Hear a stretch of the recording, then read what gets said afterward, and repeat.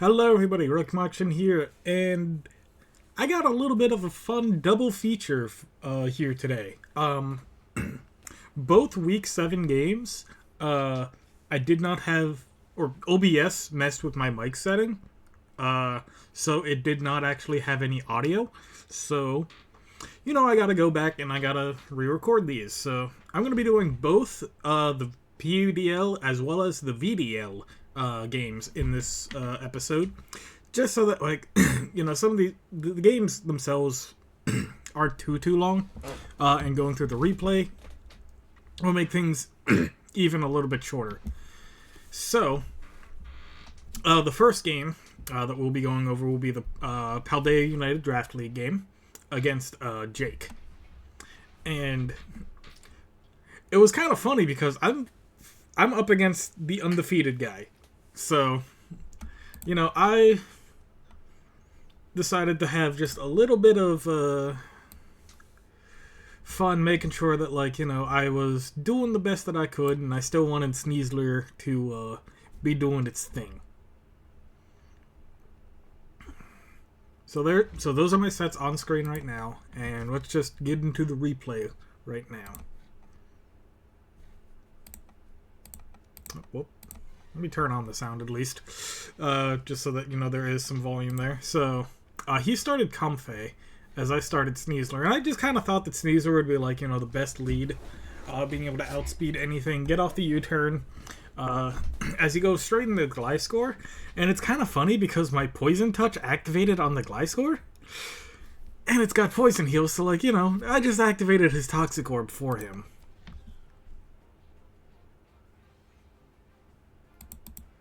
I love how the sound left. But Meowscarada here was going to be my big win con throughout most of this battle. Wait, my sound didn't actually leave. It's just I turned down my sound too much. So the reason why I went to actually Terra Fire here, let me go back. Oh, nope, too far. I went Terra Fire Sandslash to block the Will-O-Wisp from Rotom Heat if they decide to use it. They just instead hard switch the Gliscor.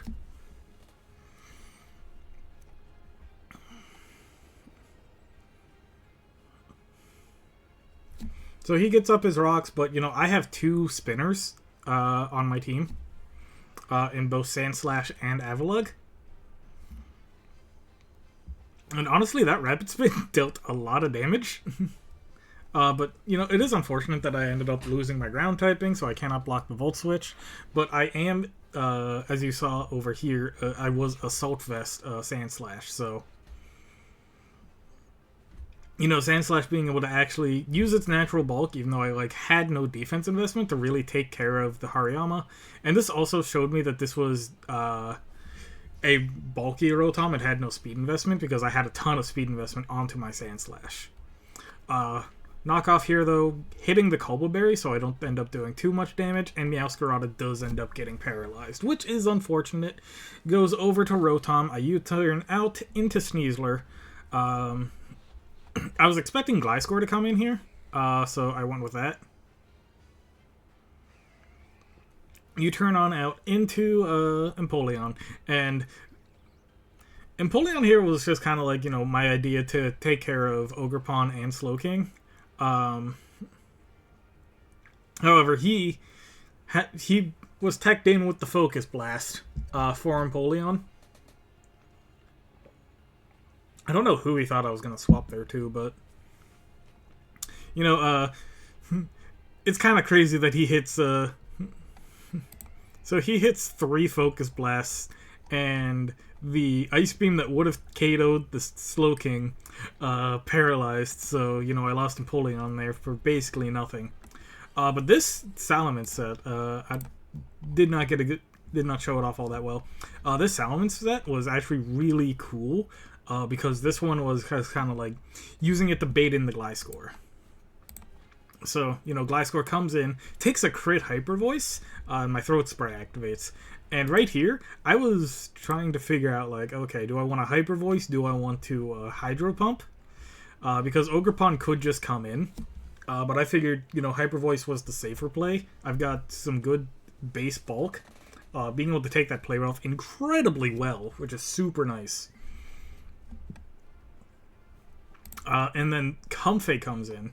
Now, I was not timid on Salamence. I was modest. So, the Comfey outspeeding me, I'm like, okay, this is just a max speed Comfey, whatever. I go in the Sneasler here. And, I'm still trying to play around the fact that he has not terrored yet. He can still terror this Comfey. As Comfey and Hariyama were both his Terra captains, and he did not terror the Hariyama.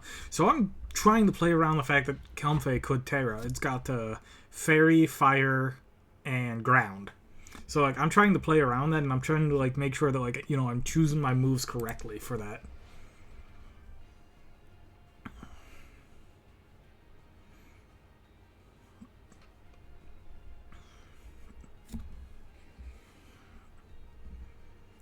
So, the Slowking comes in here, and, he hits incredibly hard, but I just hit harder with that critical hit. That one was actually, one of the ones that did matter. Then Comfey comes in again.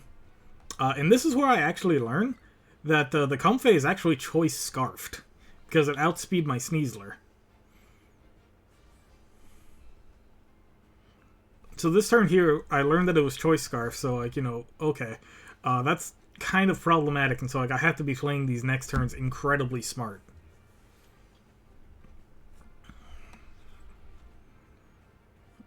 So he just goes for the Earthquake there, incredibly safe Earthquake. He protects, trying to see what I'm going to do. I'm going to triple Axle here every single time. He does outspeed though, but triple Axle, 1 hit, 2 hit, and thankfully 3 hits. So, that is super good. And then one thing to remember is I put an Assault Vest and a ton of Special Bulk onto this Sneasler. So, Masquerada goes down there, Sneasler comes in, and lives. And I go for the focus, or I go for the close combat. That crit actually did not matter, so I was like, I thought I had lost, so I was like, oh wait, I lived, let's go, Assault Vest. So that was the game against Jake. A very good game against him. He played that game incredibly well, and was playing to his outs incredibly well as well. So, good game to Jake. He was number 1 undefeated for a reason. He was playing incredibly well.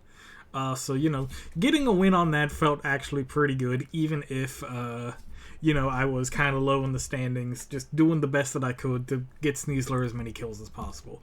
But let's go into the next game over here, against Red Sox Alex over in the VDL.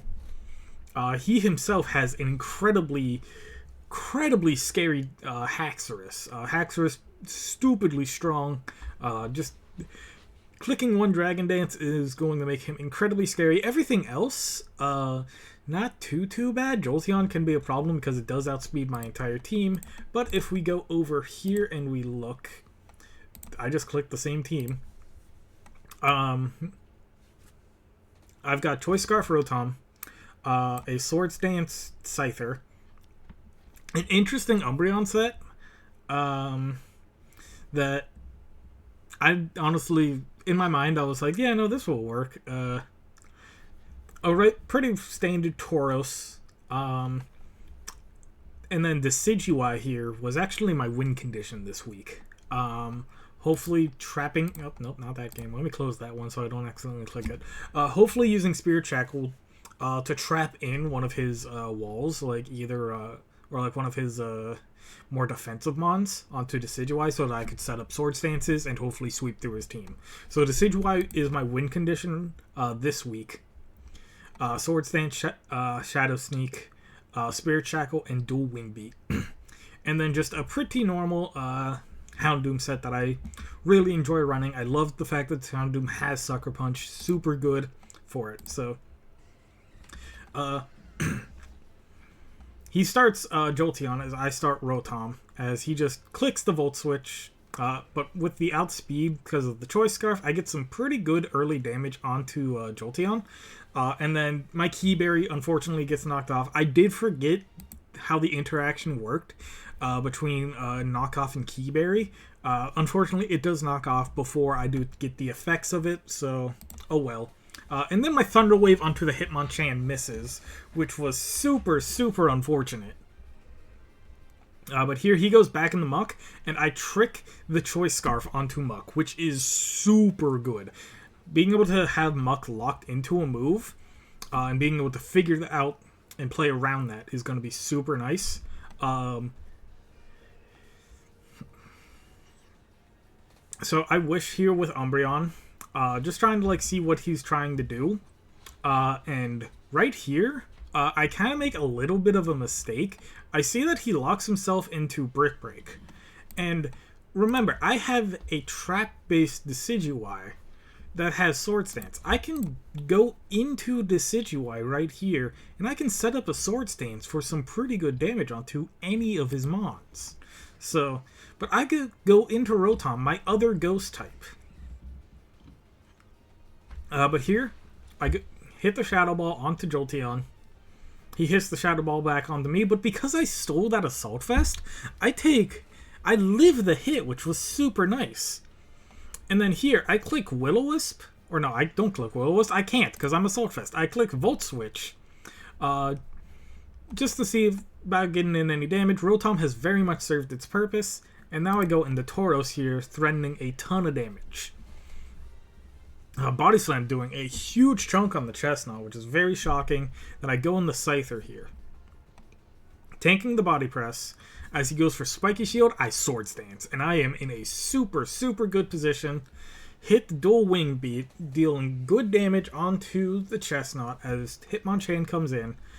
I Bug Bite, predicting the Terra.